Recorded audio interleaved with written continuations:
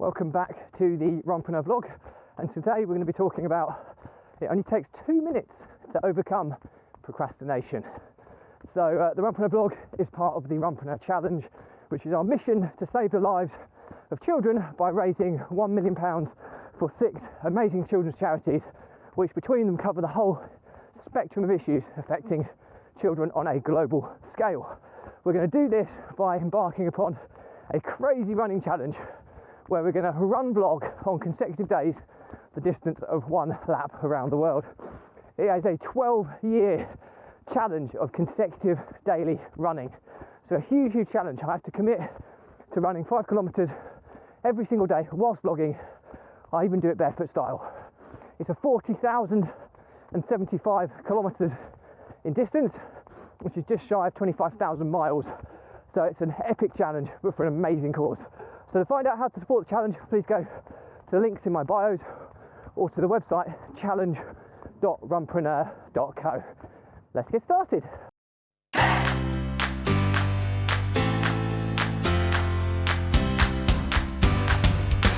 So, first and foremost, a disclaimer, okay? There's lots of other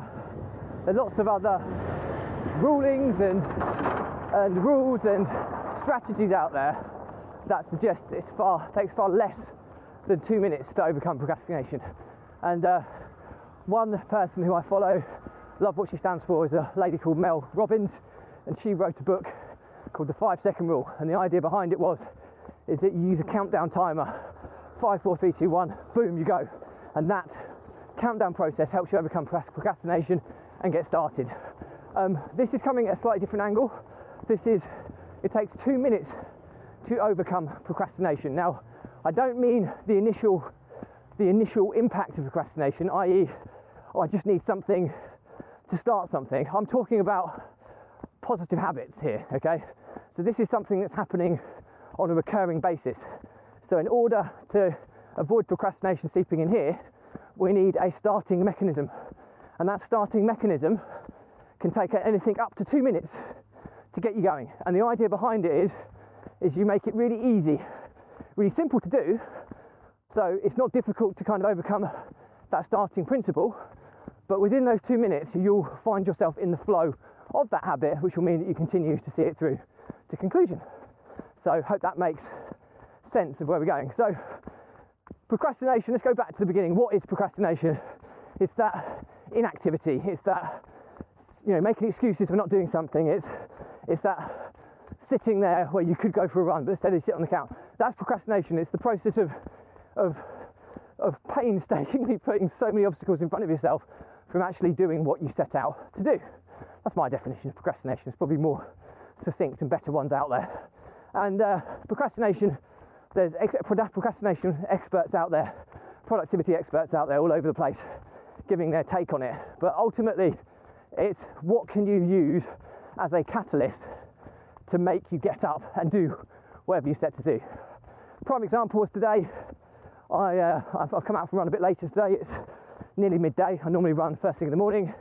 I had a meeting this morning which I wanted to go to, so I knocked my run back. It would have been easy for me to go, I don't really fancy it now. And to be fair, I felt that. But obviously, being day 430 today, I'm held accountable by my streak, my positive habit. And what you have to remember is to get into that positive habit, that reinforced positive habit. In the early days of doing this, I didn't have that accountability. So day 1, day 2, day 3.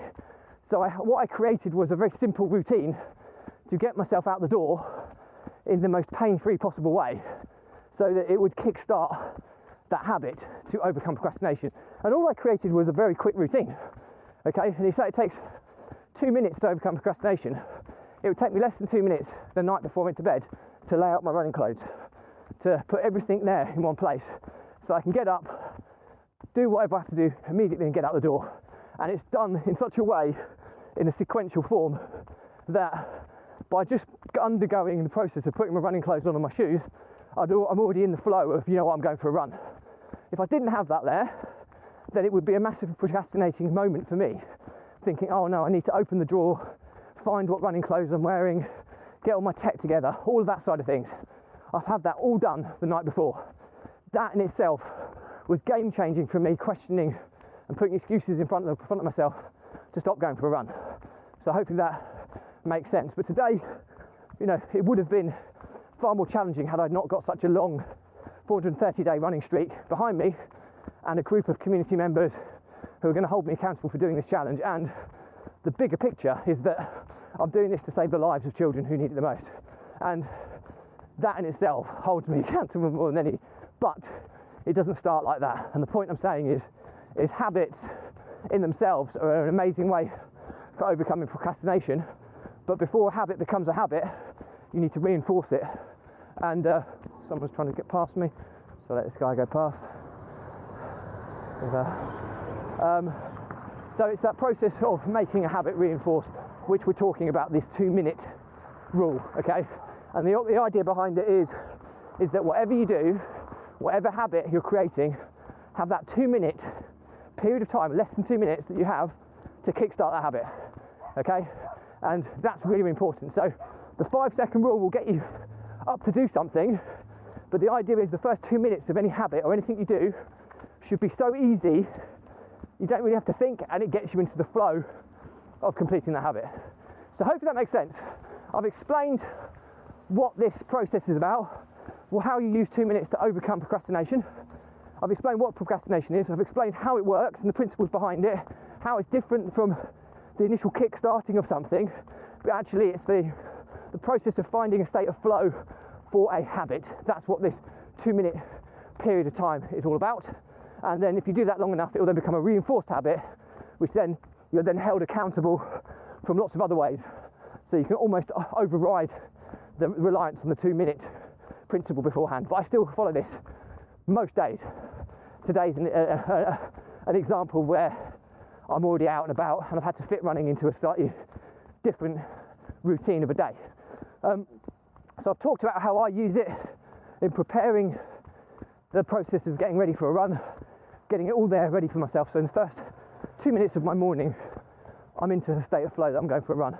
Morning.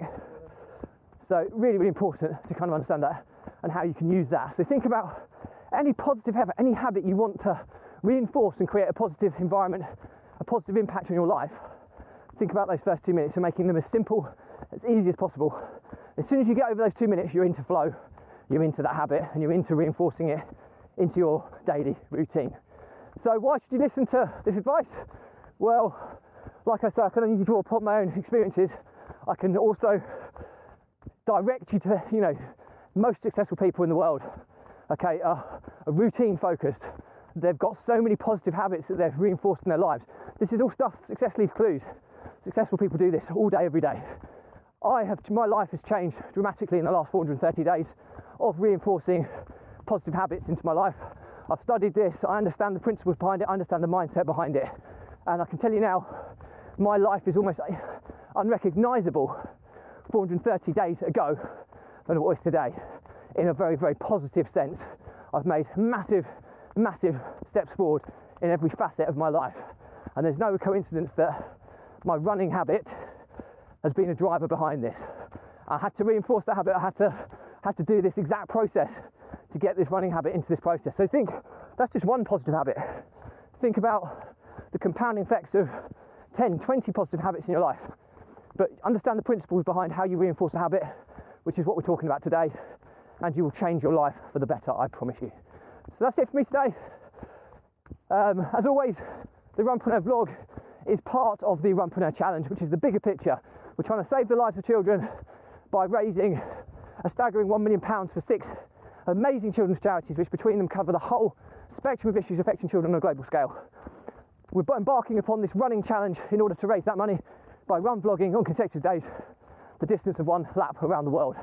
So it's a 12-year challenge of daily consecutive days running at least 5 kilometres whilst vlogging and barefoot style. So if you want to find out how to support it, please go to the links in my bios, and also check out the website challenge.runpreneur.co.